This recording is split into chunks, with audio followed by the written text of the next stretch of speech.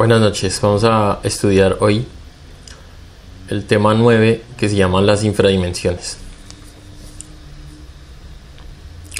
Este es un estudio que tiene como objetivo estos puntos, que es estudiar qué es una infradimensión, dónde están en nosotros,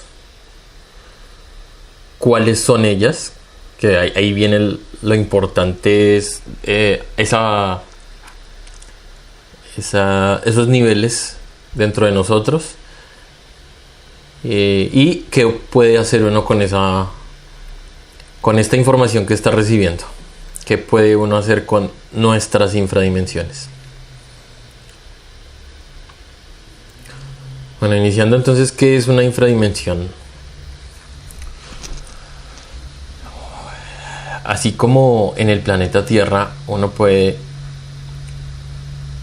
identificar que hay una superficie y por encima de la superficie da la luz y hay unas criaturas y hay vida de cierta manera, debajo de la superficie hay otras sustancias sometidas a mucha presión y de cierta manera castigadas de no tener la luz ni el oxígeno. Son sustancias sometidas. Entonces, infradimensión, como dimensión, se refiere a nivel de ser. Infradimensión se refiere a unas regiones donde vibran nuestras sustancias psicológicas, que son infra, que el nivel es infra, o sea, inferior, por debajo. Cuando vimos la conferencia de las dimensiones, vimos que hay 7 dimensiones principales y que nuestra alma entonces está en la quinta dimensión, quinta y sexta dimensión. Las infradimensiones hablamos en ese momento que están dentro de la primera y un pedacito dentro de la segunda dimensión. En esa conferencia vimos que nuestra alma es un receptáculo, un contenedor que es ocupado temporalmente por nuestros yoes. Pues entonces las infradimensiones son regiones vibratorias donde están nuestros yoes clasificados y catalogados según unas características. Entonces, para ir aclarando, el planeta Tierra tiene infradimensiones que corresponden a la generalidad del organismo planetario, y cada humano tiene unas infradimensiones que corresponden a su mundo que está administrando dentro de sí mismo. Así que nosotros cargamos una bolsa. Cada uno de nosotros está cargando una bolsa, que voy a irme a este dibujito para entenderlo. En este dibujito se muestra acá, casi en el centro, entonces está representado a nuestro espíritu, que es esa chispita divina, nuestro espíritu.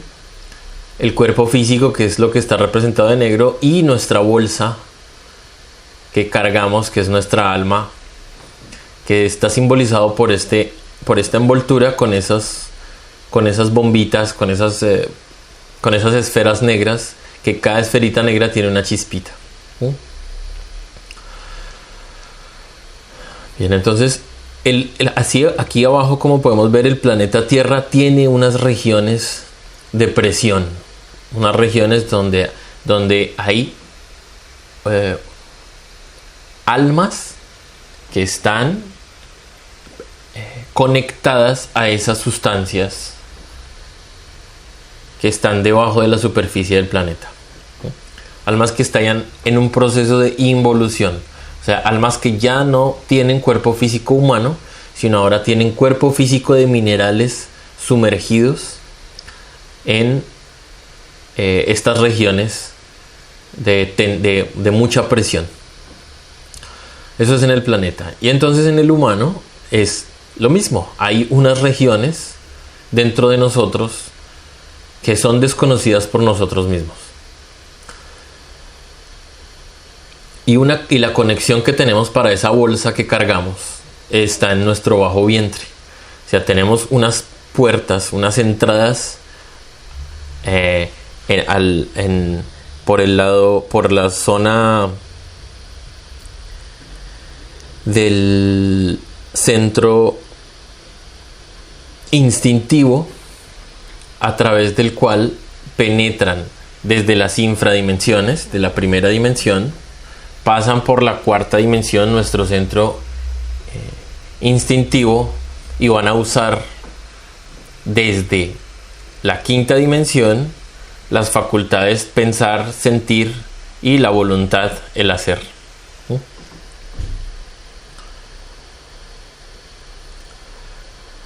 Bien, las infradimensiones están divididas en 9 regiones, que también se llaman círculos dantescos por la obra en la que el Dante Alighieri describe su viaje a través de estas mismas regiones. Estas regiones infradimensionales del planeta Tierra es lo que se llama infierno. Sin embargo, así como hay un infierno en el planeta Tierra, que es la suma de sustancias de ese nivel vibratorio de almas que ya dejaron su cuerpo humano, ¿sí? Asimismo tenemos sustancias en esas 9 dimensiones dentro de nosotros mismos. Hola, Giovanna. Tranquila, amiga. Bien. Ahora, vamos a ver esta parte, y es que cada uno de nosotros tiene una luna visible y una luna oculta. Se refiere a que cada uno de nosotros tiene unas características superficiales, percibibles, y otras secretas, ocultas, que no podemos percibir y que no son percibidas por los demás claramente.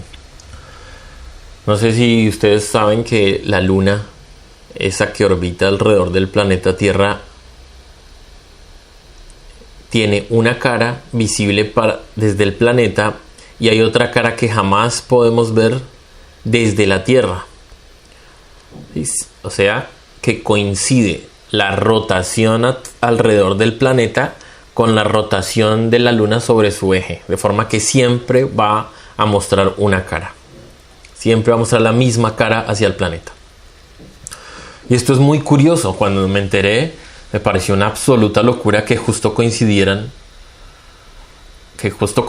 la rotación de la luna sobre su eje con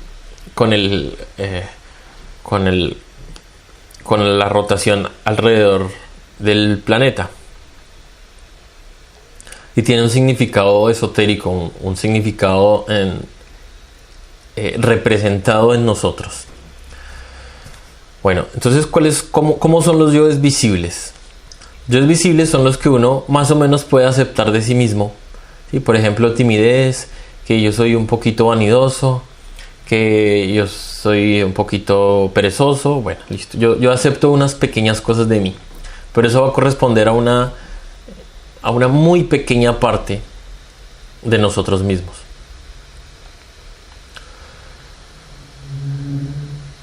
Un ejemplo de esto voy a poner un ejemplo, y es cuando dos personas están discutiendo. Es fácil aceptar que estoy enojado. Sí, estoy enojado. Pero lo que es difícil percatarse es que cada vez que yo lanzo un grito, yo quiero provocar dolor. Cuando yo lanzo un grito y quiero provocar dolor, es que quiero ver el dolor en el otro. Y eso es ser sádico. Entonces aquí voy con ello. Otro ejemplo de esta misma región tiene que ver con el sarcasmo y con la ironía. Yo puedo ser sarcástico e irónico con una persona y le quiero provocar dolor. Y resulta que eso es ser sádico. Provocarle dolor a otro humano es ser sádico. Entonces, en la luna visible vamos a encontrar, no, yo soy chistoso, ¿sí? Yo soy bromista, ¿sí? Yo acepto ese pedacito de mí, pero es O sea, casi imposible que uno alcance a percatarse de que ahí hay un interés de que el otro sienta un dolor. Y tampoco obviamente uno va a aceptar que eso es venganza. Que hay un yo que se quiere vengar y hay otro yo que es sádico. Bueno, hay muchas cosas que uno ni sospecha de sí mismo, pero ni remotamente sospecha. Uno escasamente vive en un pedacito muy pequeño de sí mismo.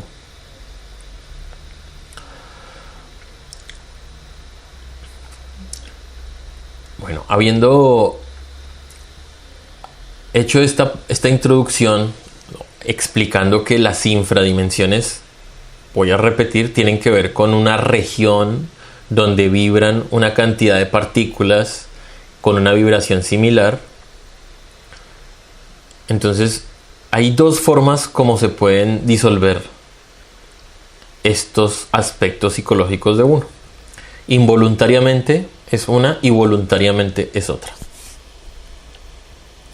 Involuntariamente, ya explicamos en otros estudios que existe lo que se llama la muerte segunda. Y por eso el Maestro Jesús en las Escrituras hablaba de poseer el alma, de salvar el alma. Por eso las religiones han hablado de la salvación,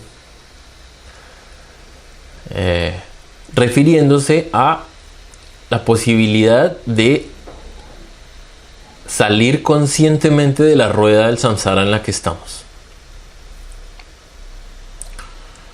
Bien, me surge ahorita para explicar un poco el asunto de las regiones. Imaginemos que se ponen en un recipiente sustancias de diferentes densidades. Vamos a suponer líquidos de diferentes densidades. Densidad significa que hay más masa por volumen, ¿no? En cada centímetro cúbico habría una cantidad, en teoría, de materia. O sea, sería más pesada. Por lo tanto, lo más pesado, ocupando el mismo volumen, estaría al fondo del recipiente y lo más liviano estaría en la superficie del recipiente.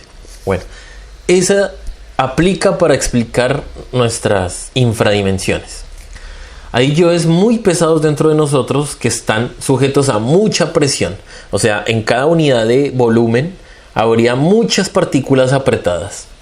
Son yoes pesados. Y hay yoes más livianos, ¿sí? Esa explicación sirve para entender que cuando un yo es pesado, pues va a estar al fondo en cierta región. ¿Sí? Bien. Cuando se percata uno, sinceramente, porque esto es necesario, la constatación. Cuando uno empieza a constatar dentro de sí mismo esa cruda realidad de que uno no es dueño de sí mismo, de que uno es una marioneta de los demás, de que uno está viviendo unas fantasías de vida influenciadas por las fantasías de los demás. O sea, que uno no tiene nada de vida propia, nada de originalidad. Sinceramente, ha copiado un modelo de éxito y de fantasía de los demás y lo quiere aplicar, y está detrás de conseguir esas fantasías de los demás. Cuando se percata de eso, necesariamente llega a un punto de sentirse miserable que es muy útil, porque ese percatarse de la pobreza interior va a volverse una fuerza para salir del estado en el que estamos.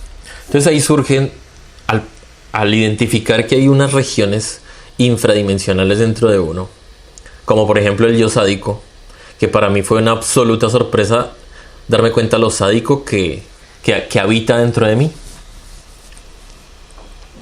Entonces surge la posibilidad, y es: o sigo mi vida vegetativa y tarde o temprano termina este cuerpecito físico donde vivo, pues llegando a la muerte física y no pasa nada, pues sigo con la vida vegetal como todos los humanos en este sembrado del planeta, o hago algo radicalmente firme, fuerte, para salir del estado en el que uno está. Y aquí es donde viene la posibilidad de una guerra interior. Una suma de luchas para conquistarse a sí mismo. Para integrar todas las partes que me conforman en una sola dirección, que es la dirección del amor, que no se puede entender. Por mucho que uno hable del amor, es una absoluta mentira. Todo lo que uno le asigne como característica al amor es una fantasía. Porque todo está influenciado por lo que he visto en la televisión, por mis emociones, por mis miedos, por mis celos. Bueno, eso sí debe percatarse cada uno de verdad, que todo lo que habla de amor es una mentira. Además, una persona cuando le dice a otra que puede, que ame, o que te amo, o que o te amaré, está incapacitada para mantener su palabra. No puede dirigir el amor. El amor no lo puede dirigir así como yo te voy a amar a ti y a ti no te voy a amar. O sea, el amor no es algo que esté a disposición del humano, que pueda tener control de ello. El humano no puede tener control sobre el amor. El humano es atropellado por los celos y lo llama amor, sí. El humano es atropellado por el miedo y lo llama amor, sí. Es atropellado por la lujuria y pueda que lo llame amor. Es atropellado por el sentimentalismo y lo llama amor. Pero es necesario por lo menos que consideremos que esa vibración del amor está en un nivel mucho más alto de donde vivimos. Eso va a servir para que uno vaya saliendo de la fantasía de que puede amar. Que normalmente el humano lo que sabe es poseer y usar al otro, servirse de los servicios que le presta a la otra persona. Y comerciar, porque el amor en el humano es comercio. Pero bueno, eso es otro tema que me salí un poco. Pero bueno, esto abre una posibilidad de una guerra interior. Y esta guerra se va a dar en el terreno de la vida cotidiana, en el día a día, en las circunstancias todas del día. Abriendo una puerta, en el autobús, escuchando una canción, cocinando, lavando los trastes, haciendo la cama, bañándose los dientes. Todo el tiempo hay criaturas interiores, o yoes, o egos, que están rondando en la mente. Están ocupando ese espacio como si fuera el cielo. Nuestro cielo está totalmente lleno todo el tiempo de yoes. Así como en la gráfica, ¿no? Entonces, resulta que ese proceso es totalmente mecánico. Cada instante, fíjense ustedes, más tarde, cuando vayan a lavarse los dientes para descansar, verán cómo uno no es capaz de lavarse los dientes en la mente y en el cuerpo físico. Este es un ejercicio de constatación muy interesante. Fíjense que en este momento ustedes podrían cerrar los ojos un momento e imaginarse todo el proceso de lavarse los dientes. Abren la puerta del baño, buscan el cepillo, sacan la crema, ponen agua y empieza el cepillado, etc. Ahí estamos lavándonos los dientes mentalmente. Pero van a ver y hagan el ejercicio y verán que cuando uno se está lavando los dientes, no se lava los dientes mentalmente. El cuerpo físico está lavándose los dientes, pero la mente está haciendo cualquier otra cosa. La mente está en lo que voy a hacer ahorita, en lo que tuve que hacer, en cómo me fue. Entonces no hay sincronicidad, no hay equilibrio, no hay armonía. Igual cuando uno está lavando los trastes o cuando uno está cocinando. En general se cumple esta ley de que el humano está haciendo una cosa para después hacer otra. Y jamás puede vivir el presente. Fíjense, yo estoy cocinando porque después tengo que ir a trabajar. Yo estoy trabajando porque después tengo que ir a almorzar.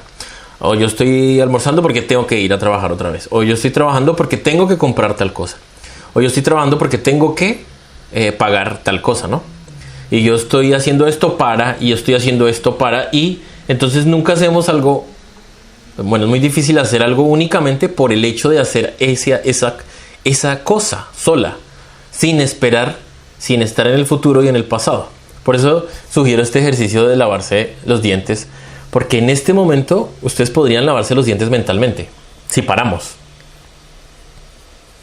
Pero cuando uno se va a lavar los dientes, no puede lavarse los dientes con la mente y con la boca, porque en el cuerpo físico, porque hay desequilibrio en nosotros. Bueno, pues ese es un momento excelente para observarse a sí mismo.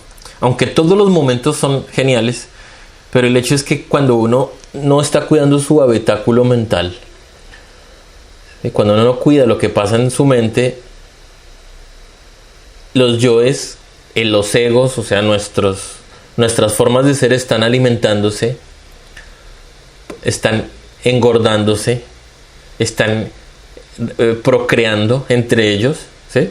O sea, tú tienes un pensamiento de tal cosa y viene otro pensamiento que me acuerdo tal cosa, y surgió una tercera cosa. Hay una reproducción de yoes. O sea, partes de mí están creciendo y uno no se percata de ese proceso mecánico. Entonces, cada instante estamos actuando en función de un paquete de yoes, de una pandilla de yoes. Y conquistar cada instante es, en suma, conquistarse a sí mismo, conquistar nuestra oscuridad.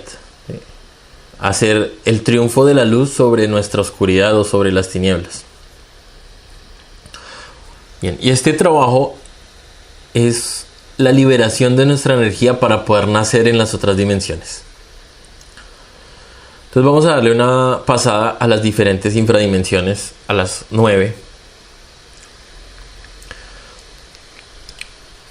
Ahí las infradimensiones están relacionadas con el planeta del sistema solar.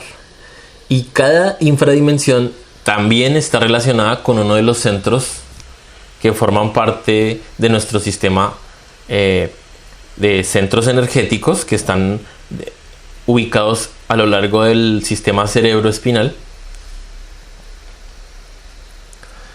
De manera que la luna, empezando por la luna, estamos iniciando por nuestro centro sexual.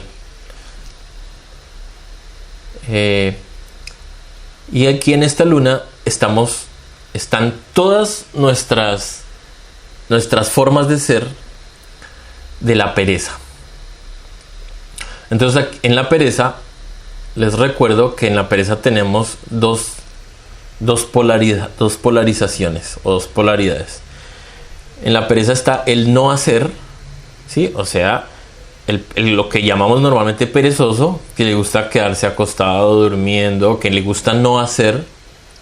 Y también encontramos un hacer, pero ocioso, por diversión. Esos dos están en la pereza, esos dos polos. Y particularmente en el trabajo sobre sí mismo, es necesario trabajar una fracción importante de la pereza para empezar a trabajar sobre sí mismo. Porque la pereza nos tiene sometidos e imposibilita iniciar el trabajo, los tres trabajos, ¿sí? O sea, por la pereza yo no voy a servir a los demás, porque qué pereza.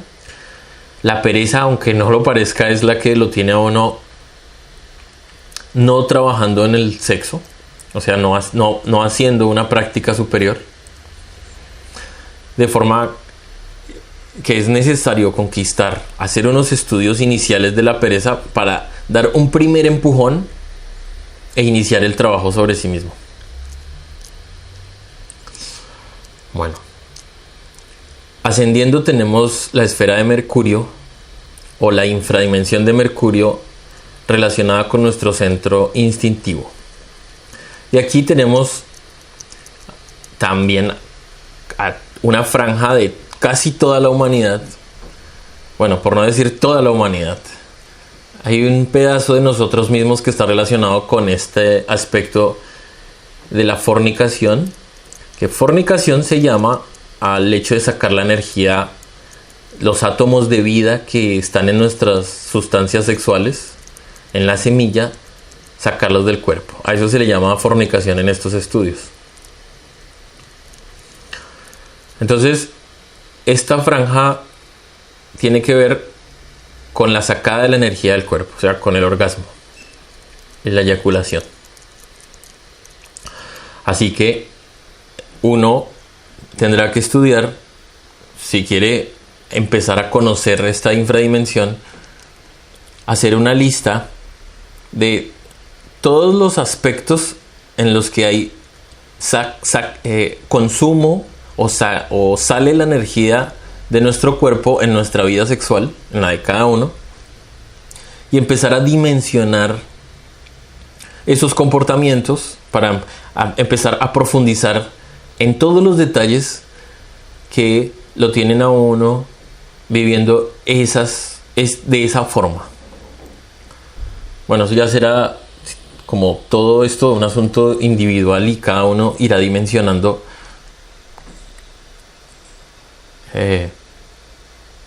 con qué aspectos resulta no tan chocante trabajar, porque es entendible que al comienzo la mente le diga a uno que le dice lo siguiente: es que mi comportamiento sexual es normal, como si uno no tuviera nada que limpiar. Pero si uno hace un diagnóstico de sí mismo, se va a dar cuenta todos los actos sexuales alrededor de qué prácticas giran, ¿sí? Todo proceso sexual tiene que ver entonces con cortejo, con erotismo, o con la parte visual, con la parte emocional, y todo eso va a resultar en ¿qué? Bueno, y en el estudio también será necesario de verdad hacer un esfuerzo por descubrirle la lógica, en principio, a que la energía sexual tiene un valor diferente a lo que uno cree.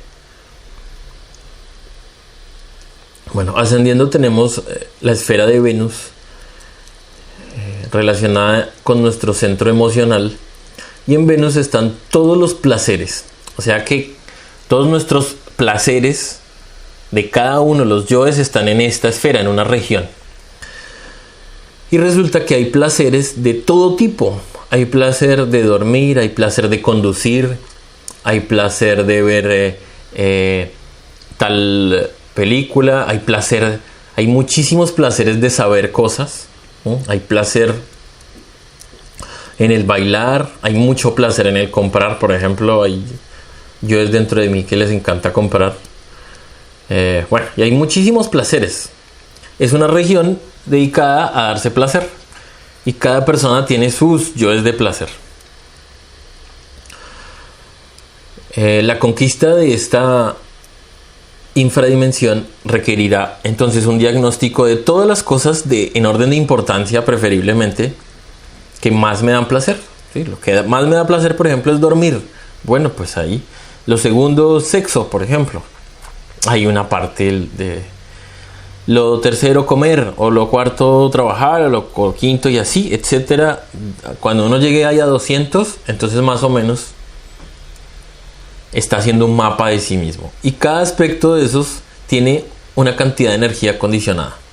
Y la conquista de esta dimensión va a ser negarse a darse placer. Pero esto cada uno lo hace a su ritmo. Bueno, ascendiendo a la altura del corazón tenemos el círculo del sol. Y aquí, en esta región infradimensional, tenemos nuestros desequilibrios. Y también está nuestra mente. Aquí vamos a encontrar, por un lado, de desequilibrio todo lo que es derrochar en todos los sentidos, y derrochar energía, derrochar dinero, derrochar atención, y la tacañería o la avaricia, que es acumular, no dar, retener.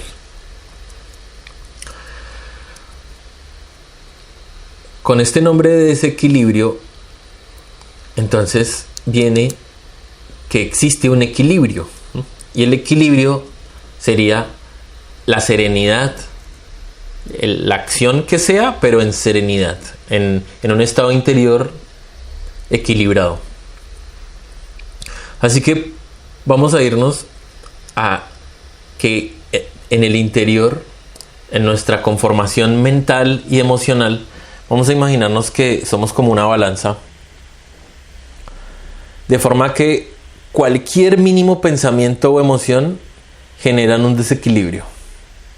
Y uno actúa basado en ese pequeño desequilibrio, ¿sí? Me explico. Tengo ganas de tomarme un café. Entonces hay un vacío, ¿no? O sea, quiero café significa que no tengo café. Porque para querer es que uno no tiene. O quiere más, ¿no? Entonces digamos que surge el vacío y interés. Entonces yo quiero café. Y entonces eso ya es un desequilibrio. Y cuando la máquina está desequilibrada, busca el equilibrio. Entonces, cuando uno está así porque quiere café, pues va y busca el café.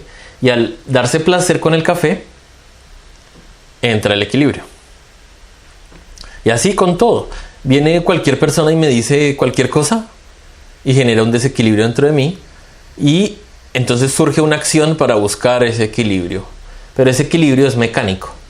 Entonces el trabajo de esta infradimensión va a ser que toda vez que dentro de mí surja un cambio, en algún sentido hay que captarlo, porque ese cambio va a generar una acción para compensar. De esa manera, cuando uno se niega y hace el trabajo de la muerte, porque es todo, miren, de estas 50 conferencias, todas orientan al interesado a que descubra lo que es morir. Todas, porque sin la muerte no hay posibilidades de que surja algo nuevo. Si uno no muere, va a irse vegetando en el estado en el que está a la muerte física sí o sí. O sea, tarde o temprano, uno como criatura va a llegar al panteón o a la sala de cremación.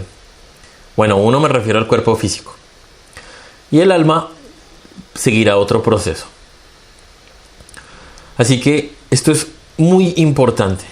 Esta idea de que si uno no empieza activamente a reflexionar y reconsiderar todo lo que uno es, para ir deshaciéndose de esa carga que lleva cargando, que es lo que es uno, entonces tarde o temprano lo va a hacer la naturaleza. Bien. Ascendiendo tenemos a la altura de la laringe, en el centro motor, el círculo de Marte. Y en el círculo de Marte está la ira y la violencia.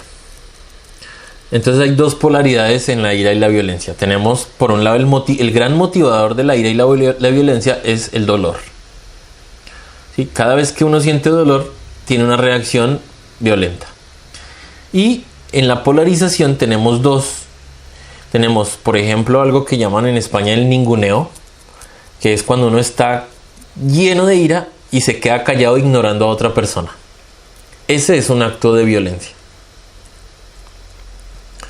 Y por el otro lado de la polarización, pues tenemos todas las acciones violentas que también van a buscar venganza o una compensación del dolor que se siente. Esto es muy psicológico y hay que estudiar bastante a sí mismo para percatarse de estas conexiones entre estas palabras. Entonces vamos a encontrar entre ira y violencia desde arrancando por las ilusiones, porque los dolores surgen por las ilusiones. Entonces habrá uno que echarle un vistazo a las ilusiones creadas. De las ilusiones va a venir la desilusión y genera dolor. Entonces tendré que mirar todos mis dolores. Pero como es difícil descubrir los dolores cuando uno no los está sintiendo, una forma es descubrir las ilusiones. Uno sí puede hacer su lista de ilusiones, es más fácil. Y enfrente de cada ilusión puede anotar el dolor correspondiente y ahí va a percatarse, ¿sí? Y por ejemplo, yo tengo un coche, yo puedo poner ahí qué me daría dolor del coche, que me lo rayen, y ya yo me imagino y ahí la capto, claro. O tengo dolor de que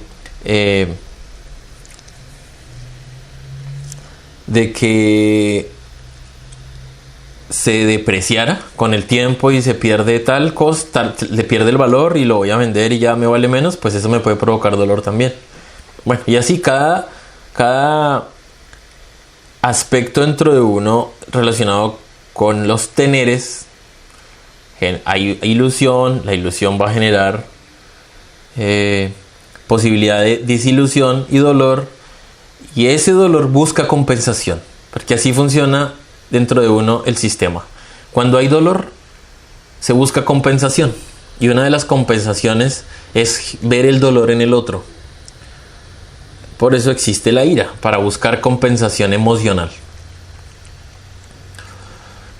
Entonces tendrá uno que buscar cada vez que tiene dolor, cuáles son esos comportamientos por el dolor. ¿Sí? Por ejemplo, puede ser rabia, refunfuñar, quejarse, gritar al otro, golpearlo, cachetadas, tirar los platos, tirar la puerta, renunciar al trabajo, puede ser por ira, echar a una pareja por ira, ¿sí? Bloquear a una persona en el WhatsApp por ira, porque me provocó dolor y quiero venganza. O sea, hay N acciones que hacemos por estar en un estado de dolor, que entre ellas la ironía, por ejemplo, el sarcasmo, las bromas, las muecas, sí, por ejemplo, eso es una reacción que puede ser una forma de menospreciar al otro porque sentí un dolor. Bueno, las consecuencias de la ira son más ira y más dolor, porque cuando uno actúa con ira, entonces le va a doler al otro. Y si le duele al otro, pues va a reaccionar con ira para provocarme dolor, y así sucesivamente. La ira trae más ira. O sea, la violencia trae más violencia. Entonces la conquista de esta infradimensión va a ser limpiar todas mis acciones. Limpiar y limpiar y limpiar hasta un comportamiento recto, hasta que venga, hasta que surja la virtud relacionada con este efecto de la ira, que es la dulzura y la paciencia, hasta que sea capaz de ver cualquier cosa en el exterior y uno pueda hacer lo que tiene que hacer en un estado de equilibrio, ¿sí? Sin ira. ¿Sí? Una mamá, por ejemplo, puede echar a un hijo vago de la casa sin ira. Un par de personas que tienen una relación podrían terminar la relación sin ira. ¿Sí? Es más, o sea, hay tantas cosas que hacemos con ira, pero podría hacerse de la forma sin ira. Bueno, ahí uno se percata pues, que le falta mucho cuando cada uno haga su diagnóstico para reaccionar con dulzura y con paciencia. Bueno, siguiendo, a la altura del entrecejo tenemos la esfera de Júpiter, donde está la tiranía. Y en la tiranía es un defecto entonces relacionado con la ira también, porque el tirano va a actuar, pero el tirano lo que pretende es someter. El tirano lo que quiere es que ocurran las cosas como él quiere y que los demás hagan las cosas como él quiere. Así que vamos a encontrar tiranía desde el hogar, cuando obligamos a los hijos a que coman, a que hagan así, a que no hagan asá. Vamos a ver tiranía en las relaciones de pareja, cuando no dejamos que el otro hable, se exprese, haga esto o haga lo otro. Vamos a ver tiranía en las relaciones laborales, como ustedes ya sabrán. Tiranía en las instituciones, como por ejemplo todas las fuerzas armadas ejército, policía, armada, todos esos aparatos existen para someter en cierto momento. Bueno, también dicen que es para proteger y tal, pero un arma sirve para someter. Vamos a ver tiranía en los gobiernos cuando ponen leyes para someter. Pero bueno, lo que importa no es mirar los demás, sino mirar mi tiranía. Ojo, o sea, cómo yo soy con mis relaciones de pareja. ¿Qué tiranía hay? O sea, yo cómo quiero someter al otro. ¿Cómo he sometido a mi familia, a mis hijos, a las personas que me rodean? ¿Sí? Eso es lo importante. La manipulación está relacionada con la tiranía también, Alejandra. Porque una persona puede lanzar una mentira, por ejemplo, para que tal persona haga tal a otra. Y así yo me salgo con la mía. Si te fijas, el tirano se quiere salir con la suya. Así que cada vez que yo quiera imponer una idea mía y haga cosas, sugiera cosas, piense cosas, sienta cosas, ahí, por eso, si te fijan, estamos en el círculo 6, o sea que va bajando de densidad. Aquí encontramos mayor presión, cosas más pesadas. En la tiranía hay algo muy, muy importante de dimensionar, y es que yo quiero algo y estoy dispuesto a hacer un montón de cosas para pasar por encima de la voluntad de la otra persona. Entonces aquí uno se percata que uno no respeta la voluntad del otro. No me voy a meter en esos casos especiales, como por ejemplo los de violencia en el hogar. O sea, yo no le voy a decir a una persona que tiene que dejarse pegar. No. ¿Sí? Porque eso es un caso, pues, de violencia. Y si la persona tiene que denunciar o tiene que hacer lo que sea, que lo haga. Pero la clave para entender este círculo es todas mis acciones que están dirigidas a que la voluntad del otro no prime, sino prime mi voluntad. Así va a surgir el respeto. Cuando uno limpia toda su tiranía, porque hay tiranía a tope en las relaciones de pareja, en las relaciones con los hijos, en las relaciones laborales. Cuando se elimina la tiranía, surge el respeto. O sea, eso va a ser permitir que el otro sea lo que es y como es. Así aparentemente esté en error. Sí, ojo, repito, no es que tengo que dejar que el otro sea libre y que me pegue y que me maltrate físicamente, no. No estoy diciendo eso, pero el otro tiene su libertad. Y en la medida en que uno comprenda su egoísmo de sí mismo, entonces va a ir fluyendo esa comprensión de la libertad del otro. Bueno, hay tiranía religiosa también, no la había captado, pero hay tiranía en la religión cuando, pues obviamente, cuando ocurrió históricamente el sometimiento y la quemada y la tortura de personas por sus ideas. Eso es tiranía. Hay tiranía, por ejemplo, cuando llegaron a conquistar América y quisieron imponer la religión, pues hay tiranía, bueno, etcétera. Exteriormente podría identificarse, pero repito que no sirve verle la tiranía a los demás. No sirve, lo que sirve es ver mi tiranía interior. ¿Qué tan tirano yo soy para limpiar mi tiranía?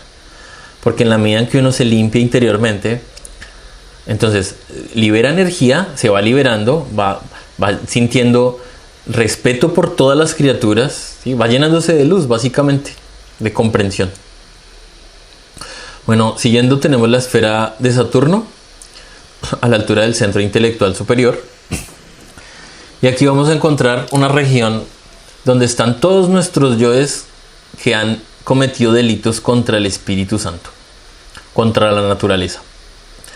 Entonces, para entender esto primero es necesario entender qué es la naturaleza que está relacionada con el Espíritu Santo. Hay un término que acerca muy bien esto y es la madre naturaleza. La madre naturaleza se refiere al cuerpo planetario como cuerpo que nos da todo lo que necesitamos para vivir. Entonces el Espíritu Santo, podemos entenderlo así. Esto es un asunto un poco difícil de explicar. Es más, yo no es que yo lo sepa, sino escasamente he comprendido unas partes que me llevan a comprender que el Espíritu Santo es toda la sustancia física existente con su inteligencia propia que la mantiene en el estado en el que va. ¿Sí? Hay una inteligencia divina en todo. Nuestro cuerpo físico, nosotros ni siquiera nos ocupamos de una sola de las células del cuerpo, ni una. Lo que hacemos es beber agua, ingresar alimento, respirar, descansar, cubrirlo del sol, pero no administramos una sola de las células. Bien. Entonces el Espíritu Santo es esa energía latente en todas las sustancias dentro de las cuales puede surgir la vida. Y esa naturaleza, esa inteligencia divina tiene unos mecanismos que son naturales. Por ejemplo, es natural un órgano masculino que lo llamamos falo o un pene dentro de una vagina. Eso es natural. No es natural un pene en un ano, por ejemplo. No es natural. Entonces así podemos entender que hay unos aspectos naturales y cuando se pasan esos límites es antinatural. Entonces aquí vamos a encontrar, empezando por uno mismo, todas las modificaciones que uno se hace al cuerpo, piercings, ya estoy rompiendo la naturaleza del cuerpo, tatuajes, implantes, operaciones estéticas, operaciones en el cuerpo, ¿sí? Que me quito un riñón, que me agrego esto, que me quito una costilla, que me pongo tal, que me quito la piel de aquí, etcétera. Toda intervención del cuerpo físico es un delito.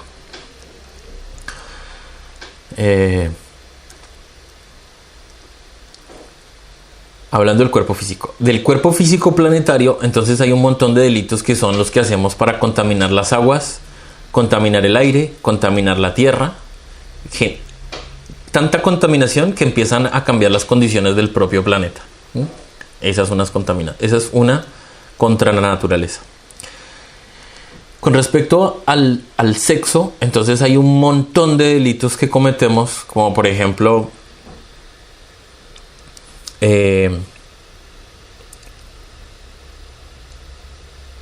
se me escapó la palabra de cuando una chica le cortan las trompas de falopio, o cuando a un chico le cortan los conductos de los testículos, la vasectomía. Bueno, eso es delito contra la naturaleza. Los anticonceptivos son delito contra la naturaleza. Los abortos, toda modificación genética es un delito contra la naturaleza. Practicar sexo, por ejemplo, en el estado de embarazo, con el periodo, practicar todo tipo de sexo con fines de diversión y entretenimiento, que no sea la forma natural, pues es potencialmente un delito. El sexo anal, el sexo oral, la prostitución es un delito porque es el templo. Bueno, y hay muchos aspectos que uno ignora en los que se involucra la voluntad de uno por encima de la naturaleza. Por ejemplo, el suicida es un delito contra el templo. Bueno, entonces habrá que estudiar todos estos aspectos.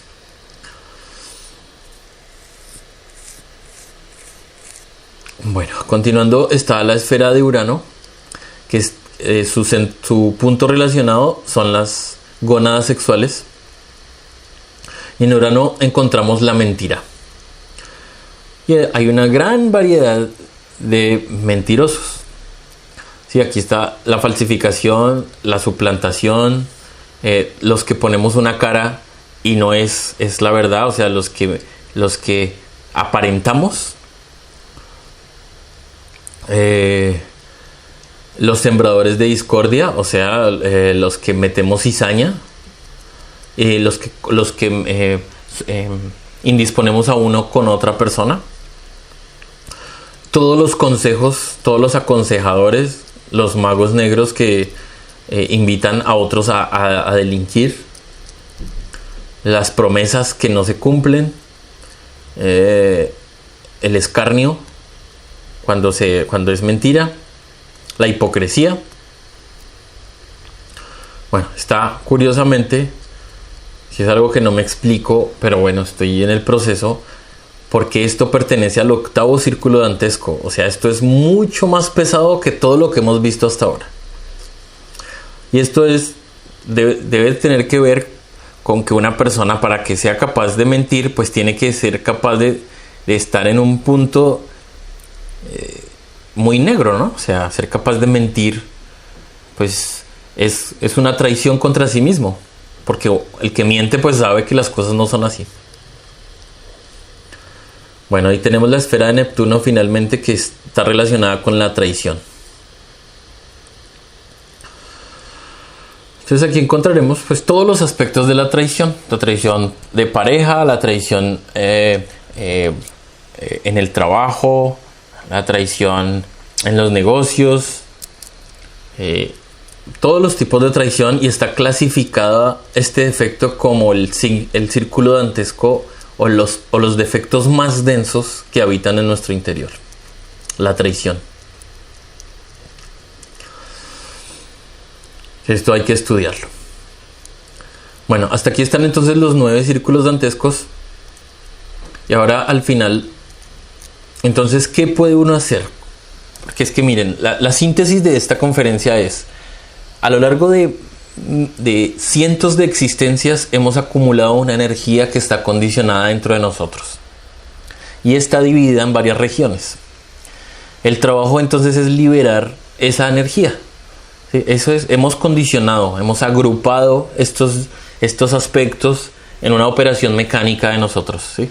Somos unos actuadores mecánicos, unas marionetas desconocidas por nosotros mismos. Entonces el trabajo propuesto de esta conferencia es diagnosticar esas regiones dentro de sí mismo. Pueden encontrar en el libro un poco más detalle, pueden investigar lo que explica el Dante y hay más información, pero digamos que con esta uno ya tiene gran parte para diagnosticarse a sí mismo y dimensionar que a hoy estamos presos en esa vibración. Si una persona es celosa, es una vibración baja. Va a haber tiranía, va a haber violencia, va a haber dolor, sufrimiento. Entonces está en las infradimensiones. Puede llegar a decir mentiras. Me ha pasado que una persona celosa dice mentiras para sacar verdades, ¿sí? Bueno, por ejemplo, un celoso está en varios círculos dantescos simultáneamente, ¿sí? Está en la mentira, puede estar en la tiranía, en la violencia, hay un derroche de energía. Digamos, listo, ahí digamos que ahí entendemos que si uno tiene celos, no está libre. Si uno tiene dolor o sufrimiento, no está libre. Uno está condicionado. Entonces el trabajo va a ser liberar nuestra energía, que la tenemos en esas dimensiones. Bien, y ahora, si no se libera esa energía, lo que ocurre es que al terminar este periodo de esta existencia, de este cuerpo físico, todos esos yoes simplemente siguen a la siguiente existencia. Así como pasó esta. Es que nosotros, o sea, ustedes que están viendo esto, y esta persona, estamos acá porque en todas las existencias que llevamos vivimos mecánicamente y venimos repitiendo y repitiendo y repitiendo.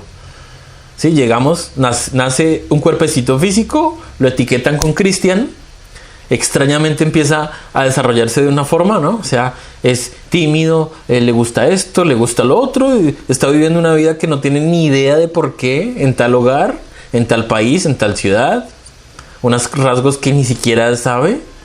O sea, uno es un extraño para sí mismo. Pero resulta que esa es la vida que está viviendo y está condenado a terminar la existencia sin saber el sentido de la vida. Entonces hay algo que les voy a decir, y es: la verdad surge cuando se elimina la mentira. Al limpiar toda esta fantasía que nosotros somos, ¿sí? Nuestra personalidad, toda la importancia que tenemos, nuestra rabia, nuestros celos, nuestras reacciones mecánicas, hay un fenómeno inexplicable, intransmitible, y es que ese espacio que es liberado es ocupado por algo, y eso es la verdad, es ocupado por la verdad. Uno no puede ir tras la verdad y tras el amor porque seguro va a fracasar. No se puede atrapar la verdad ni se puede atrapar el amor. En cambio, uno sí puede limpiarse a sí mismo. Y el limpiarse a sí mismo trae como resultado ser ocupado por la verdad. Ya sé que esto que estoy diciendo es muy extraño, pero de no ser porque lo he experimentado y porque dimensiono que es imposible transmitirlo, esta es la única forma que encuentro. Una persona limpia su oscuridad y resulta viviendo unos estados interiores que ni se imaginaba que existían. ¿Sí? Es como si a uno lo dejaran sacar la cabeza un momento de Matrix y darse cuenta de cómo está. Y bueno, y viene acompañado de otro montón de experiencias, pero esto es lo que les puedo transmitir. Entonces el trabajo propuesto es diagnosticar mis infradimensiones para empezar a limpiarlas a lo largo del tiempo.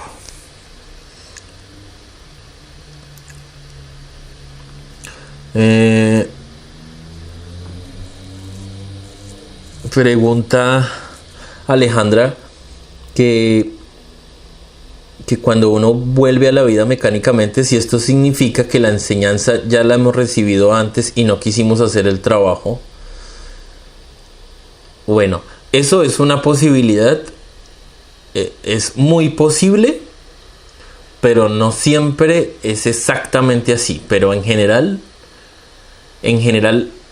una persona es afín a cierta enseñanza por unos motivos que la misma persona desconoce.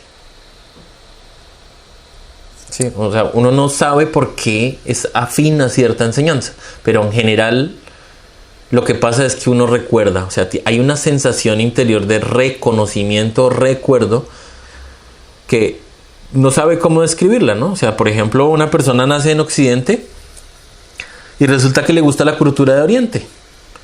Y ya, y se va por allá y vive su viaje y no sabe por qué. Sí, entonces, sí hay un fenómeno que requiere más estudio de lo que te voy a decir, y es que cada cosa que está pasando en la presente existencia es un reflejo de algo que ha pasado en otras existencias. Uno puede tener una búsqueda, una intención de encontrar algo, pero resulta que uno no sabe qué es lo que está buscando. Fíjate y verás, mira y verás que uno, cuando le surge esa intención de descubrir algo, hay algo que está buscando y busca en un libro y busca en una religión, se mete tal vez en una secta, no pasa nada, vive un montón de experiencias, pero ¿sabes qué pasa? Que uno está buscando pero no sabe qué está buscando. No sabe, está imposibilitado de entenderlo y de identificarlo, porque lo único que tiene es una vaga vibración en su alma de lo que podría ser el camino. De forma que cuando está expuesto a cierta enseñanza, hay algo que le vibra por dentro. Y ya, y lo llama así. Y entonces lee un poquito más, asiste a una reunión, asiste a otra, pero no sabe lo que está pasando. Pero muchas veces lo que está pasando es que hay algo adentro de sí mismo que se está como reconstruyendo. ¿Sí? Y solo se puede dar cuenta tiempo después, cuando todo comienza a tener un sentido. Porque el mapa no se puede, uno no puede recibir un mapa en un solo día. Uno recibe un mapa más o menos coherente a lo largo de varios estudios de varios meses y años. Es muy probable que uno tenga una fracción de esta enseñanza de otro tiempo, de otras existencias. Es posible que uno en otras existencias no haya hecho el trabajo. Es posible, no puedo estar seguro. Pero lo que sí estoy totalmente seguro es que solo hay ciertas almas a las que le vibra una enseñanza de este nivel, ¿sí? Me refiero a que la mayoría de almas van a estar encantadas con una religión. La mayoría de almas van a estar genial en un grupo espiritual, armando un grupito de amigos, creyendo que están haciendo algo espiritual, ¿sí? La mayoría de la humanidad va a creer que hace mucho leyendo libros, por ejemplo. Pero hay muy pocas almas que van a estar dispuestas a hacer una guerra interior para conquistarse a sí mismos, para conocerse. Sí, y esto no estoy diciendo que esto sea mejor o peor. Digamos, esto es un camino.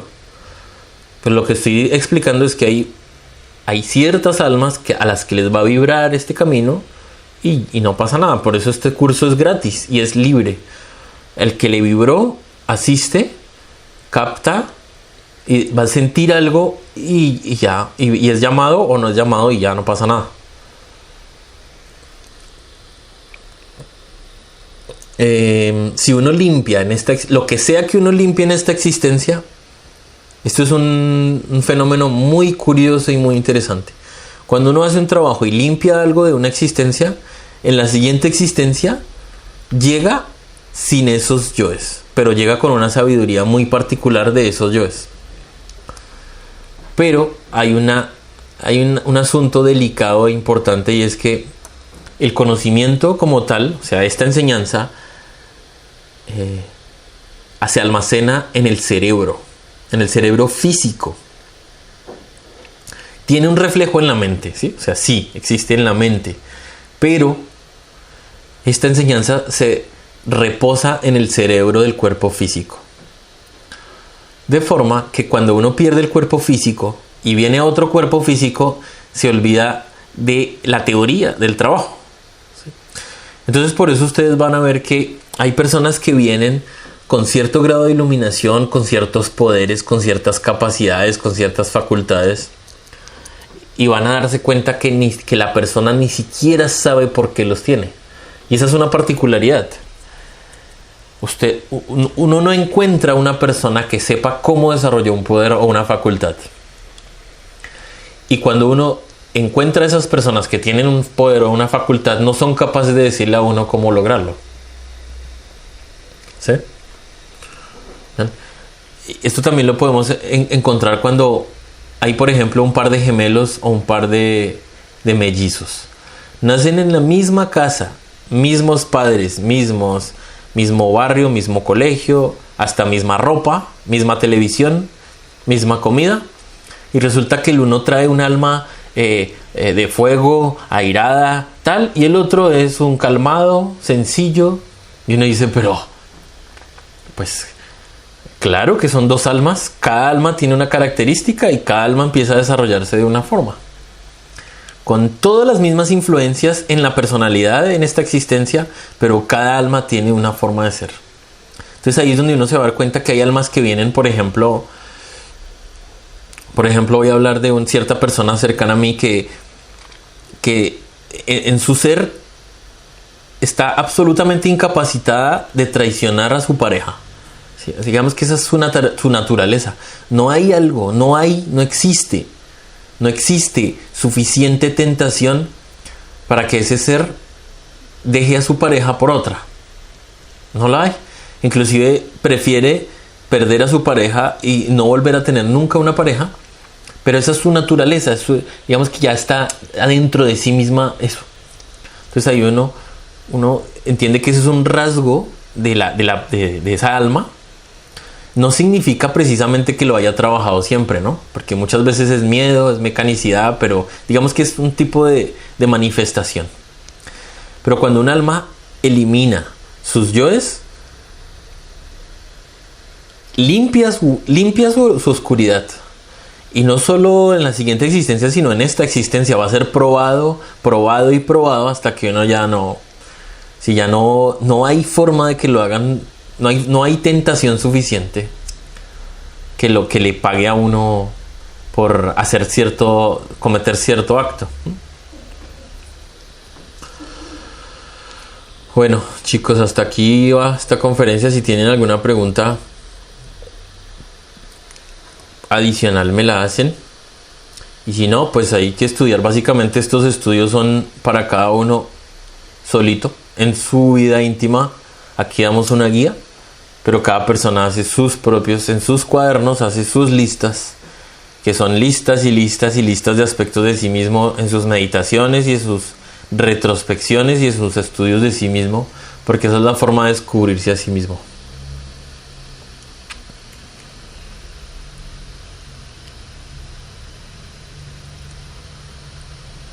Bueno, chicos, entonces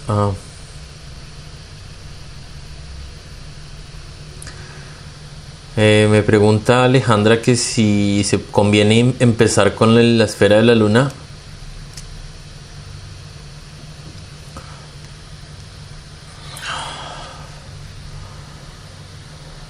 Mira, yo te sugeriría lo siguiente.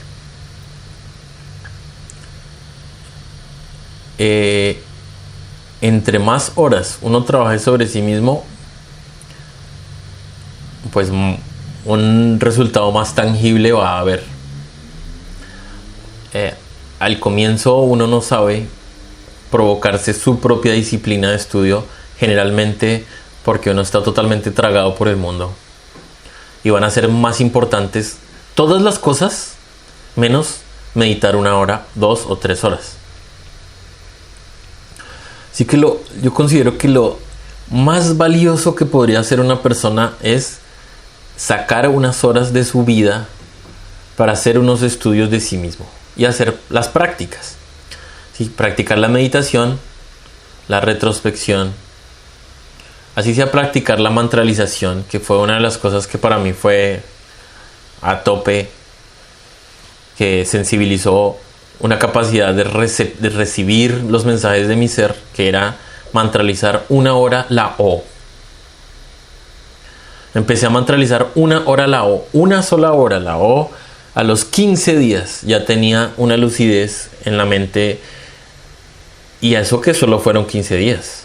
O sea, cuando uno lleva 1 mes, 2 o 3 meses, en 2 minutos recibe un mensaje. Bueno, lo que pasa es que esos mensajes, pues al comienzo uno no los va a entender, ¿no? Pero la O, concentrado en el corazón, mantralizado 1 hora, por ejemplo, aclara el canal de comunicación con los mundos superiores dentro de sí mismo. Entonces, si uno hace un esfuerzo por unas horas, ¿sí? Por ejemplo, de 7 a 8, meditación. Que no sé cómo meditar. Bueno, de 7 a 8 hago entonces un melilín, un círculo mágico, y me relajo y empiezo a ver la mente.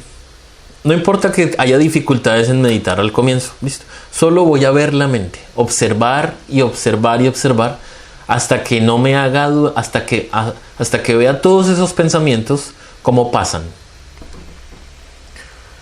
Y de ahí sale un resultado. Ver cómo pasa un pensamiento, pasa otro y lo dejo ir, pasa otro. Observador, solo ser un observador. Eso ya le permite a uno ver la naturaleza transitoria de los pensamientos. Listo. Después, cuando uno ya se familiarice con el ser, con un poquito de fe, empezar a pedir muerte.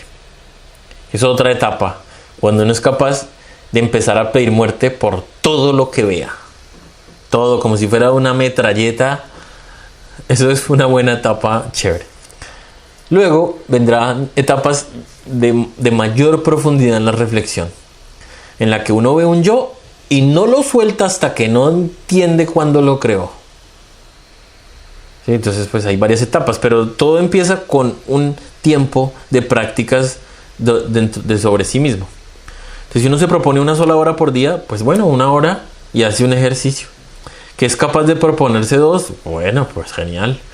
Cuando llegue a 3, cuando llegue a 6, wow, eso ya es otro nivel. Una persona que es capaz de dedicar 9, 12 horas al día al trabajo sobre sí mismo, y sea unas horas de muerte y unas horas de servicio a los demás, eso es otro nivel, pero lejos a lo que uno se imagina que es ese trabajo. Entonces, pero no se puede uno llegar a 12 horas, que he sido testigo dentro de mí el resultado de trabajar. Llegar a 12 horas es una cosa muy fuerte, porque es muy exigente. Yo en mi experiencia me he provocado algo que es una disciplina que yo llamo las horas impares y las pares. Todas las horas impares son de muerte y todas las horas pares son de servicio por los demás. Entonces hago una hora, otra hora, una hora, otra hora. Pero ¿qué pasa? Pues que viene el trabajo por dinero y me tumba, me roba 2 horas, viene tal cosa y tal.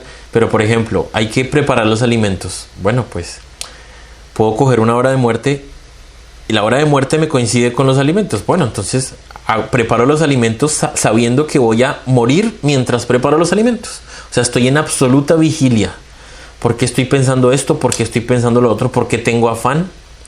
¿Por qué pelo esto así? ¿Por qué tengo este desorden en la mesa?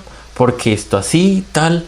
O sea, ser capaz de hacer eso que estoy haciendo completamente concentrado, vigilando cuáles son los yoes que están haciendo, porque siempre son los yoes los que están haciendo hasta que empieza el ser a hacer, hasta que algo profundo interior empieza a hacer y uno se percata de ello. O sea, ya los yoes no son los que están haciendo, sino ese hacer se vuelve más ordenado, más equilibrado, más armonioso, y uno se va dando cuenta pues que va muriendo. O sea, está muriendo el desorden y está surgiendo el orden. Y así. Entonces lo genial sería, para chocar, empezar con una hora, aumentarlo gradualmente, y que el mismo trabajo es el que va a resultarle dando una fuerza para seguir dando, ¿sí?